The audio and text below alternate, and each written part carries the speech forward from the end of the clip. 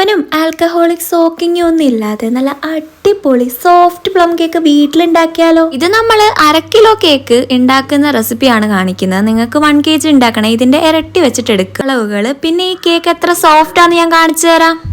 അപ്പൊ നമുക്ക് വീഡിയോയിലേക്ക് പോവാം. തുടക്കം തന്നെ നമുക്ക് കുറച്ച് ഡ്രൈ ഫ്രൂട്ട്സ് ആണ് ഇതിന് വേണ്ടത്. ഡേറ്റ്സ്, കാഷ്യൂ നട്ട്, കിസ്മിസ്, പിന്നെ ടൂട്ടി ഫ്രൂട്ടി ആണ് കേട്ടോ. അതിനുശേഷം ഒരു പാൻ ചൂടാക്കാൻ വെച്ചതിന് ശേഷം ഒരു 1/4 കപ്പ് പഞ്ചസാര അതിനകത്തേക്ക് ഇട്ട് നല്ലതുപോലെ സ്റ്റിർ ചെയ്ത് മെൽറ്റ് ചെയ്തെടുക്കുക. ഇത് നല്ലതുപോലെ മെൽറ്റായി കട്ടിയായിട്ട് വരുമ്പോഴത്തേക്ക് നമ്മൾ നല്ല ചൂടുവെള്ളം എടുത്തത് 1/4 കപ്പ് ഇതിനകത്തേക്ക് ഒഴിച്ചു കൊടുത്തതിന് ശേഷം നല്ലതുപോലെ ഇളക്കിയെടുക്കും. 2 ഏലക്കയും ഗ്രാമ്പുവും കുറച്ച് പട്ടയും പൊടിച്ച് മാറ്റി വെച്ചേക്കുക കേട്ടോ. ഈ ഒരു ബൗൾ എടുത്ത് അതിലേക്ക് 1/2 കപ്പ് മൈദയും 1/2 ടീസ്പൂൺ ബേക്കിംഗ് പൗഡറും കൂടെ ഇട്ട് ഇനി അതിനെ നമുക്ക് ചെറുതായിട്ടൊന്ന് അരിച്ചു വെക്കാം കേട്ടോ. വലിയ പൊടികൾ ഇല്ലാതിരിക്കാൻ വേണ്ടിയിട്ടോ. അപ്പൊ നമുക്ക് ഈ ബേക്ക് ചെയ്യാനുള്ള പാത്രത്തിലേക്ക് നല്ലതുപോലെ ഓയിൽ വെച്ചിട്ട് ബട്ടർ പേപ്പർ ഒട്ടിച്ചെടുക്കാം. 4 സൈഡിലും നമ്മളത് കൊടുക്കേണ്ടതാണ് കേട്ടോ. ഇനി ഈ പാത്രം ഇല്ലാത്തവർക്ക് ഏത് സ്റ്റെയിൻലെസ് പാത്രം എടുത്താലും കുഴപ്പമൊന്നുമില്ല. ഇനി നമുക്ക് വേറൊരു ബൗൾ എടുത്തതിന് ശേഷം അതിലേക്ക് റൂം ടെമ്പറേച്ചറിലുള്ള 2 കോഴിമുട്ട പൊട്ടിച്ചങ്ങോട്ട് ഒഴിക്കാം. ഇനി ഇതിന് നല്ലതുപോലെ ബീറ്റ് ചെയ്തെടുക്കുക കേട്ടോ. ഇനി ഇതിലേക്ക് 125 ml കപ്പില് അല്ലെങ്കിൽ 1/2 കപ്പ് പഞ്ചസാര ചേർത്ത് കൊടുക്കുക. അതിലേക്ക് തന്നെ 1/2 ടീസ്പൂൺ വാനില എസൻസ് കൂടെ ചേർത്ത് നല്ലതുപോലെ ബീറ്റ് ചെയ്തെടുക്കുക.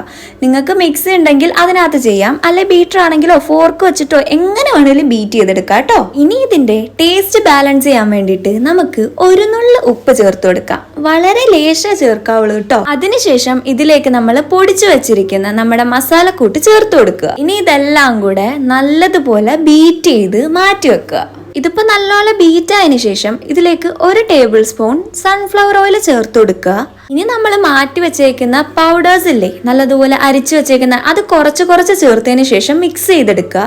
ഒറ്റയടിക്ക് എല്ലാം കൂടെ ഇട്ട് കഴിഞ്ഞാൽ കട്ടി പിടിക്കാൻ ചാൻസ് ഉണ്ട്. അതുകൊണ്ട് സ്റ്റെപ്പായിട്ട് ചേർത്ത് നല്ലതുപോലെ മിക്സ് ചെയ്തെടുക്കുക. ഇനി നമ്മൾ നേരത്തെ ചൂടാക്കി വെച്ച സിറപ്പില്ലേ, അത് ഇതിനകത്തേക്ക് ചേർത്ത് കൊടുക്കുക കേട്ടോ. ഇനി ഇതൊക്കെ കട്ടയില്ലാത്ത രീതിയിൽ നല്ലതുപോലെ ബീറ്റ് ചെയ്തെടുക്കുക.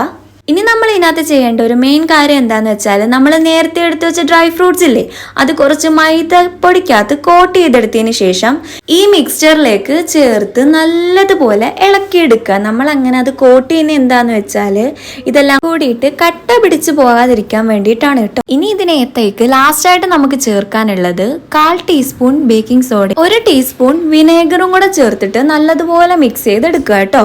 ഇനി ഇത് നമ്മൾ ഓയിൽ തേച്ച് വെച്ചേക്കുന്ന പാത്രത്തിലേക്ക് നല്ലതുപോലെ ഒഴിച്ചു കൊടുത്തിട്ട് നല്ലതുപോലെ തട്ടിയെടുക്കുക. കാരണം എയർ ബബിൾസ് ഒന്നും ഉണ്ടാവാതിരിക്കാൻ വേണ്ടിയിട്ട്. ഇനി ഒരു 10 മിനിറ്റ് പ്രീ ഹീറ്റ് ചെയ്തേക്കുന്ന കുക്കറിലോ അടി കട്ടിയുള്ള ഒരു പാത്രത്തിലേക്ക് നമ്മൾ ഈ വെച്ചേക്കുന്ന സാധനം അടിയിൽ ഒരു റിങ് എടുത്ത് വെച്ചിട്ട് അതിന്റെ മുകളിലേക്ക് ഇത് വെച്ചിട്ട് അടച്ചു വെച്ചതിന് ശേഷം മുകളിൽ ഒരു വെയിറ്റ് വെച്ച് കൊടുക്കുക. ഇനി ഒരു 1/2 മണിക്കൂർ കഴിഞ്ഞതിന് ശേഷം ഈ കേക്കിന്റെ പാത്രം തുറന്നിട്ട് ഇതിനകത്തേക്ക് നിങ്ങൾക്ക് ഇഷ്ടമുള്ള നട്ട്സ് മുകളിൽ ഡെക്കറേറ്റ് ചെയ്യാൻ വെക്കുക. അതിനു മുന്നേ നിങ്ങളിത് തുറന്നതിന് ശേഷം ഇത് വെന്തിട്ടുണ്ടോയെന്ന് ഒരു ടൂത്ത് പിക്ക് വെച്ച് കുത്തിയിട്ട് നോക്കേണ്ട ആവശ്യമുണ്ട് കേട്ടോ. ഫുള്ളി ബേക്ക്ഡ് ആയി കഴിഞ്ഞാൽ ആ ടൂത്ത് പിക്കിനകത്ത് ഈ കേക്കിന്റെ ഒരു അംശവും വരാൻ ചാൻസ് ഇല്ല. അപ്പൊ നമ്മുടെ കേക്ക് ഫുള്ളി ബേക്ക്ഡ് ആയിട്ടുണ്ട്. അപ്പൊ നമുക്ക് ഇതിനകത്ത് നിന്ന് ഇതെടുത്ത് മാറ്റാം. ഇനി എന്താ സംഭവം, ഈ കേക്ക് എടുക്കുക, കട്ട് ചെയ്യുക, അങ്ങോട്ട് കഴിക്കുക. നല്ല ഫ്ലഫി ആയിട്ട് അടിപൊളിയായിട്ടുള്ള കേക്ക് ഇവിടെ റെഡി ആയിട്ടുണ്ട് കേട്ടോ. ഇനി നിങ്ങൾ ആരെങ്കിലും ചിന്തിച്ചിട്ടുണ്ടോ എന്ന് എനിക്കറിയത്തില്ല, ഈ പ്ലം ഇടാത്ത കേക്കിന് എന്തുകൊണ്ടാണ് ഈ പ്ലം കേക്ക് എന്ന് വിളിക്കുന്നത്? അത് പണ്ടുണ്ടല്ലോ ഈ ഇംഗ്ലണ്ടുകാർ ഇതിനകത്ത് ചേർത്തിരിക്കുന്ന റീസൺസിനാണ് പ്ലം എന്ന് വിളിക്കുന്നതെന്നാണ് പറയുന്നത്.